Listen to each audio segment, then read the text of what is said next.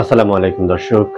পৃথিবীর ইতিহাসে ভয়াবহতম যে মানব সৃষ্ট দুর্ভিক্ষ, সেই ভয়াবহ মানব সৃষ্ট দুর্ভিক্ষ বিরাজমান গাজায়। এক অব্যক্ত কান্নার প্রতিচ্ছবি। গাজার মাটি কখনো এমন নিষ্ঠুর হবে কেউ ভাবেনি।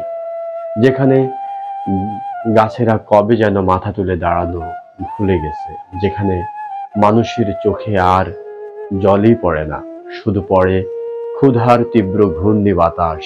গাজা এক সময় ছিল শস্য শ্যামলা, গাভীর দুধে ভরা মাঠের গন্ধ ছিল বাতাসে, আর শিশুরা হাসত নিঃসংকোচে। কিন্তু আজ গাজার আকাশে সূর্য ওঠে কেবল মৃত্তিকার হাড়গোড় জ্বালাতে, আর রাত নামে নির্মম, নীরব এবং অসহনীয় এক বেদনা নিয়ে। দুর্ভিক্ষ এই শব্দটি শুধু পেটের ক্ষুধাকেই বোঝায় না, এই শব্দে লুকিয়ে থাকে একটি জনপদের সম্মিলিত আত্মচিৎকার। লুকিয়ে থাকে শত শত মার স্তন্য দুগ্ধ শূন্য বুক, শিশুদের হাড় ঝিরে গাল, আর বাবাদের অসহায় চাহনি। গাজার সেই জীর্ণ খুপড়ি ঘরে এখন আর আগুন জ্বলে না, শুধু চুলোয় পড়ে আছে ভাঙা হাড়ি আর শিশুর কান্না। চাল নেই, ডাল নেই, আলু কিংবা লতা পাতা শাকেরও কোনো স্মৃতি নেই। খটখটে ধ্বংসস্তূপে চারিদিকে ধূসর মাঠ, আর সেই ধ্বংস মাঠের পাড়ে আছে বিবর্ণ জীবনের হারানো গল্প। এক মা হাওয়া বিবি 1 সপ্তাহ ধরে নিজের বুকের দুধেই কেবল বাঁচিয়ে রেখেছেন তার 6 মাসের সন্তানকে।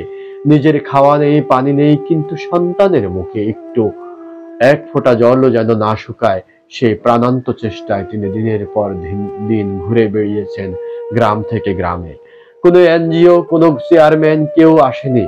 তারা শুনেছে শহরের টেলিভিশনে গাজায় সাময়িক খাদ্য সংকট হয়েছে, কিন্তু কে বোঝাবে সেই সাময়িক সংকট এখন মরণ ব্যাধির মতো প্রতিটি ঘরে গেড়ে বসেছে। এবার সমস্ত খটখটে যে ধ্বংসস্তূপ, সেখানে আরো বিদীর্ণ হয়েছে মৃত্যুপুরীর এক অজানা গন্তব্য লাশের সারি। যাদের ছিল সামান্য মজুর, তারাও এখন নিঃস্ব। গাজার হাটে চালের দাম সেও নেই, কারণ চালই তো নেই। গাজার খাদ্যদ্রব্য বলতে এখন শুধুই হাহাকার আর আর্তচিৎকার। গাজার স্বস্তি মানে এখন কুকুরের মতো আকাশের দিকে হা করে তাকিয়ে থাকা। যদি কোনো ত্রাণের বিমান এসে কিছু ফেলে, রাষ্ট্র নেই, রাষ্ট্রীয় সমাজ ব্যবস্থা নেই, মানবতা নেই। একদিন গাজার স্কুলে মাঠে পাটখড়িতে মুড়িয়ে মৃতদেহগুলো দেখে কান্নায় ভেঙে পড়েছিল বিশ্ব বিবেক। তারা বলেছিল যুদ্ধ অতি সত্বর শেষ করতে হবে, কিন্তু যুদ্ধবিরতি হলো না। গাজা আজ শুধুই ধ্বংসস্তূপ, গাজা আজ শুধুই মৃত্যুপুরী। গাজা যেন এক অভিশপ্ত নাম, যেখানে জন্ম মানেই মৃত্যু অবধারিত। গাজা এখন সকাল মানেই নতুন কোনো মৃত্যুর সংবাদ, দুপুর মানেই ক্ষুধার কান্না, আর রাত মানে চুপচাপ নিঃসঙ্গ মৃত্যু। আমি গাজাকে নিয়ে বলতে গিয়েও বারবার থমকে যাচ্ছি। চিকিৎসা তো অনেক আগেই শেষ হয়ে গেছে গাজায়। শিক্ষা, চিকিৎসা, সামান্য বস্ত্র, তাও আজ গাজায় যেন ফিকে।